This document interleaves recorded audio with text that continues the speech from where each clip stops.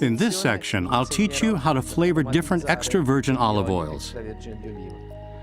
I always start with high-quality extra virgin olive oil, so I'm already starting with a great product. And depending on the cultivar I use, I'll have a more spicy taste, some bitter, or else sweeter, more full-bodied. But with some ingredients, I like changing the flavor slightly.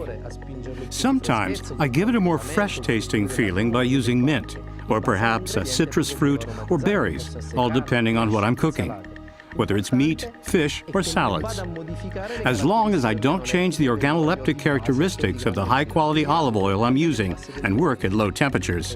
So let's get started.